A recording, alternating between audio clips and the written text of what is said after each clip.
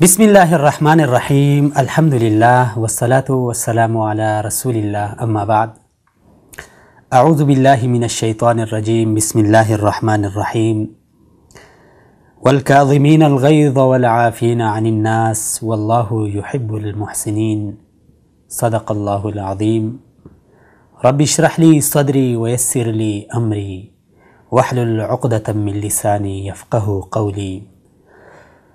سبحانک لا علم لنا الا ما علمتنا انک انت العلیم الحکیم۔ ناظرین، بس اوقات انسان کی ایک چھوٹی سی عادت اس کی طبیعت کا یا اس کے مزاج کا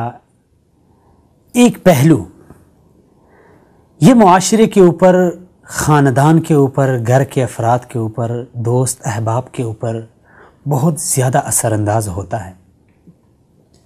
اور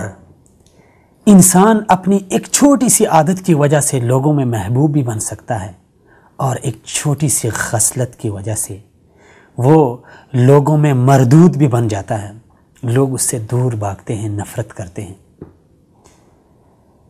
دین اسلام نے ہمیں بہت ساری خوبصورت عادتیں سکھائی ہیں۔ اخلاقیات میں دین اسلام نے ایسے باب ہمیں پڑھائے ہیں کہ اگر انسان انہیں اپنائے واللہ وہ معاشرے میں محبوب ترین شخص بن جائے گا۔ معاشرے میں نہیں بلکہ جہاں جہاں تک لوگ اسے جانتے ہیں، جہاں جہاں تک اس کی آواز پہنچتی ہے، جہاں جہاں تک لوگوں کی نظروں کے سامنے اس کی شکل صورت آتی ہے، لوگ اسے مانوس ہو جاتے ہیں۔ انہی اخلاقیات میں سے ایک ہے حلم۔ حلم عربی میں بردباری کو کہتے ہیں، ہم اس کا اردو میں ترجمہ بردباری کریں گے، اور اس کا جو معنی علماء اور ہمارے بزرگوں نے کیا ہے وہ یہ ہے کہ ضبط النفس و کظم الغیظ۔ حلم برداشت، نفس کے اوپر کنٹرول کر لینا اور غصے کو دبانا، غصے کو پی جانا۔ اسی لیے اللہ رب العزت کو ایسے لوگ بہت پسند ہیں۔ ارشاد باری تعالیٰ ہے والکاظمین الغیظ والعافین عن الناس۔ اس آیت کریمہ میں اللہ رب العزت نے یہ عادت دو طرح سے بیان کی ہے۔ اپنا غصہ پینا، صرف غصہ نہیں پینا بلکہ آپ کے حق میں، آپ کے گھر کے افراد کے حق میں جس نے کوئی غلطی کی، کوئی کوتاہی کی، کوئی ایسی زیادتی کی یا کوئی ایسی بات کہہ دی جس کی وجہ سے آپ کے دل کو دکھ پہنچا اور آپ کا دل اس کے اوپر بھڑک بھی اٹھا کہ میں اس سے یہ بدلہ لوں گا، انتقام لوں گا، لیکن ایسے موقع پر آپ نے اپنے غصے کو پی لیا، اپنے نفس کے اوپر کنٹرول کر لیا، اور اس کے ساتھ ساتھ صرف یہی نہیں بلکہ اس شخص کو جس نے آپ کے حق میں زیادتی کی ہے، جس نے آپ کا یعنی کوئی نقصان کیا ہے، آپ کے خلاف کوئی بات کہہ دی ہے، اس سے درگزر کرنا، یہ دو بہت خوبصورت عادتیں ہیں۔ والکاظمین الغیظ والعافین عن الناس، غصہ کو پینے والے اور لوگوں کو معاف کرنے والے۔ واللہ یحب المحسنین، ایسے لوگ یہ احسان مند ہوتے ہیں، یہ لوگوں کے اوپر احسان کرتے ہیں۔ ایک شخص ہے آپ کے حق میں وہ زیادتی کرتا ہے، آپ اسے معاف کرتے ہیں، اپنا غصہ دباتے ہیں، یہ آپ کا اس کے اوپر احسان ہے، اور اللہ رب العزت ایسے لوگوں کے ساتھ بہت ہی محبت رکھتا ہے۔ تو بردباری یہ عدم برداشت کا متضاد ہے۔ حلم، صبر، اپنے غصے کو پینا، اپنے نفس کے اوپر کنٹرول رکھنا، یہ بہت ہی اعلیٰ صفت ہے۔ اور اگر ہم اپنے آقا جناب محمد رسول اللہ صلی اللہ علیہ وسلم کی زندگی کو دیکھیں، ہمیں ایسے ہزار مثالیں ملتی ہیں کہ آپ صلی اللہ علیہ وسلم نے بردباری اور متانت اور ایسے احسان کے کئی مثالیں ہمارے سامنے پیش کی ہیں، اور اس کی سب سے بڑی مثال جس کے اپنے تو اپنے غیر بھی معترف ہیں کہ جب مکہ والوں نے آپ صلی اللہ علیہ وسلم کو طرح طرح کی تکلیفیں دی، آپ صلی اللہ علیہ وسلم کے صحابہ کو آپ صلی اللہ علیہ وسلم کے سامنے اتنا مارا کہ مار کے ان کو شہید کر دیا۔ اس کے باوجود صرف یہی نہیں بلکہ آپ صلی اللہ علیہ وسلم کو اس کے آبائی شہر سے نکال دیا،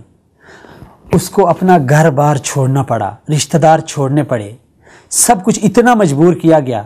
کہ آپ صلی اللہ علیہ وسلم کو سب کچھ چھوڑ کے ہجرت کرنی پڑی، اور بردباری، برداشت، غصے کو پینا، لوگوں کو درگزر کرنا، یہ آپ صلی اللہ علیہ وسلم کی ایک عظیم صفت تھی کہ جب ان سب کے باوجود جب آپ صلی اللہ علیہ وسلم مکہ میں فاتح بن کے داخل ہوتے ہیں تو آپ صلی اللہ علیہ وسلم فرماتے ہیں لا تثریب علیکم اليوم، تمہارے اوپر آج کوئی پکڑ نہیں ہے، جاؤ میں نے تب تم سب کو معاف کر دیا۔ کتنی پیاری مثال ہے، کتنی خوبصورت مثال ہے۔ برداشت، لوگوں کو معاف کرنا ایک اچھی صفت ہے، ایک اخلاقی صفت ہے، ایک ایمانی اور اسلامی صفت ہے۔ اس کے ساتھ لوگوں کی آپس میں محبت بڑھتی ہے، اور یہی ہم دیکھتے ہیں معاشرے میں، جو شخص تھوڑا سا غصیلا ہوتا ہے اور چھوٹی چھوٹی باتوں پہ وہ انتقام پہ اتر آتا ہے، لوگوں کو گالیاں دیتا ہے، ان کو مارتا ہے، لوگ اس سے کیسے نفرت کرتے ہیں۔ اور ایسے شخص کو یاد رکھنا چاہیے کہ رسول اکرم صلی اللہ علیہ وسلم نے فرمایا کہ قیامت کے دن منزلت، مقام کے اعتبار سے بدترین شخص وہ ہوگا جس کے شر سے لوگ پناہ چاہتے ہوئے، جس کے شر کی ڈر کی وجہ سے لوگ اسے چھوڑ دیں، یا جس کے شر سے ڈرتے ہوئے لوگ اس کی عزت کریں۔ یار اگر میں اس کو سلام نہ کروں تو یہ مجھے گالیاں دے گا، یار اگر میں اس کو سلام نہ کروں یہ میری زمین۔ ایسے بھی ہوتا ہے ہمارے معاشرے میں، جو ہوتے ہیں گاؤں میں بڑے بڑے، وہ لوگوں کو اپنا غلام بنائے رکھتے ہیں، لوگ پھر ان کے شر سے بچنے کے لیے ان کی عزت کرتے ہیں، اور یہ شخص دنیا میں تو لوگوں کے دلوں میں اس کی نفرت ہے ہی ہے، وہ تو اس سے تو کوئی شخص ہی محبت نہیں کرتا، لیکن کل قیامت کے دن بھی ایسا شخص منزلت، مقام کے اعتبار سے بدترین شخص ہوگا، جس کے شر سے لوگ اس کی عزت کریں، جس کے شر سے ڈرتے ہوئے لوگ اسے سلام کریں، جس کے شر سے ڈرتے ہوئے لوگ اس کی غمی میں جائیں، اس کی خادیوں میں جائیں، اس کی خوشیوں میں شریک ہوں، اس کی تمارداری اس کے شر کی ڈر کی وجہ سے کریں۔ یہ بھی کوئی انسان ہے؟ یہ تو وہ خونخوار جانور ہے جس سے ڈرتے ہوئے لوگ، یا وہ کاٹتا ہوا کتا ہے جس کے شر سے لوگ ڈرتے ہوئے اس کو روٹی ڈالیں، اس کو کھانا ڈال دیں کہ یار کہیں ہمارے اوپر حملہ نہ کر دے۔ یہ کوئی انسانی صفت نہیں ہے، یہ کوئی اخلاقی صفت نہیں ہے۔ اسی لیے رسول اکرم صلی اللہ علیہ وسلم فرماتے ہیں لیس الشدید بسرعہ انما الشدید الذی یملک نفسہ عند الغضب، پہلوان وہ نہیں ہے جو محفل میں جا کے دوسرے کو بچھاڑ دے، اٹھا کے پھینک دے، اپنی باڈی دکھائے، اپنی طاقت دکھائے، اپنا زور دکھائے، یہ پہلوان نہیں ہے۔ ہم تو اسی کو سمجھتے ہیں۔ اسلام کی نظر میں، شریعت کی نظر میں پہلوان وہ ہے الذی یملک نفسہ عند الغضب، کہ جو غصے کی حالت میں اپنے نفس کو کنٹرول، جو شخص اپنا نفس کنٹرول نہیں کر سکتا، اپنے نفس کو نہیں دبا سکتا، وہ دوسرے کو کیا گرائے گا، دوسرے کو کیا شکست دے گا، جب اس کا اپنا نفس جو اس کے کنٹرول میں ہے وہ اسے نہیں کنٹرول کر سکتا، تو وہ دوسرے کو کیا گرائے گا، دوسرے کو کیا کنٹرول کرے گا۔ رسول اکرم صلی اللہ علیہ وسلم ایک بار اپنے صحابہ کے ہمراہ مسجد میں تشریف فرما تھے، اتنے میں ایک دیہاتی آ گیا۔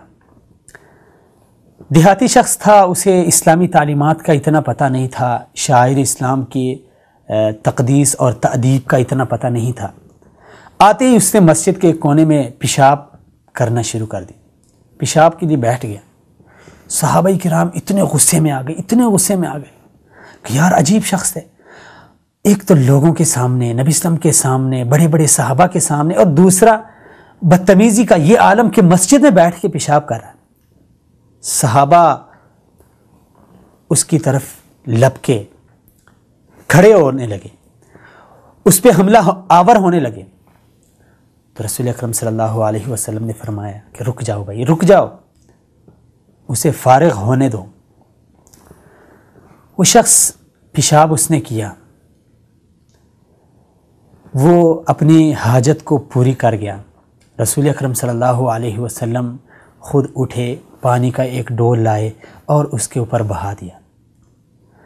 دیکھیں یہاں پہ مقصد یہ نہیں کہ میں نے ایک قصہ سنا ہے، مقصد یہ ہے کہ دیکھیں رسول اکرم صلی اللہ علیہ وسلم نے کتنا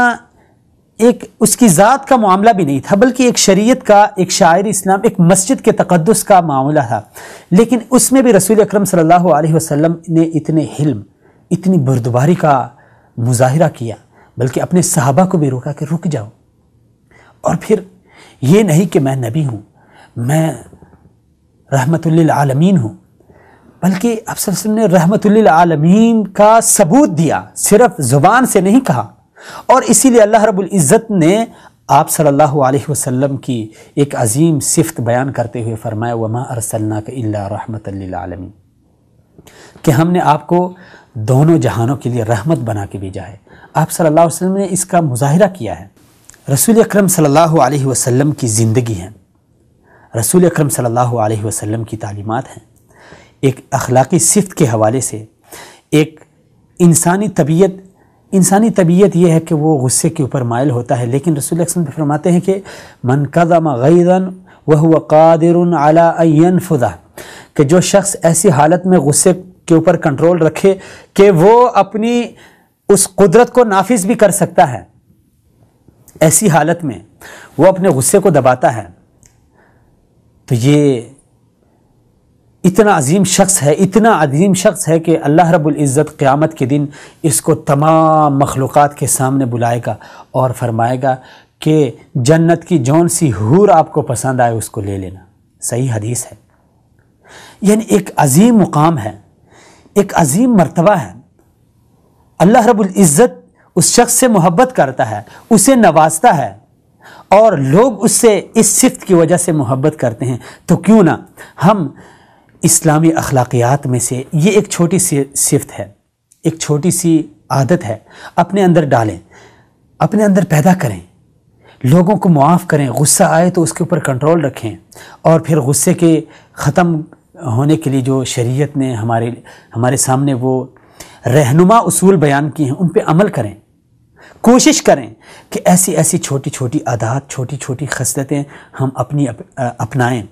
تو لوگوں میں، معاشرے میں، گھر میں، خاندان میں، دوست احباب میں بھی ہم معزز بن سکتے ہیں، اور اللہ رب العزت کی نظر میں بھی ہم معزز بن سکتے ہیں۔ اللہ کریم سے دعا ہے کہ اللہ رب العزت ہمیں حلم، بردباری، برداشت جیسی عظیم صفت، ایک عظیم خصلت، ایک عظیم اخلاقی صفت اپنانے کی توفیق عطا فرمائے۔ اگلے پروگرام میں پھر ملتے ہیں۔ السلام علیکم ورحمۃ اللہ وبرکاتہ۔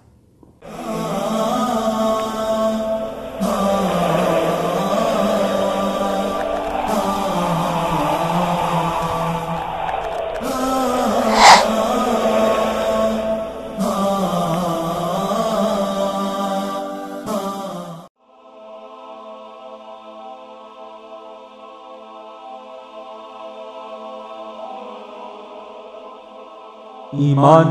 کی کرن، ہدایت کی شمع، وصال اردو۔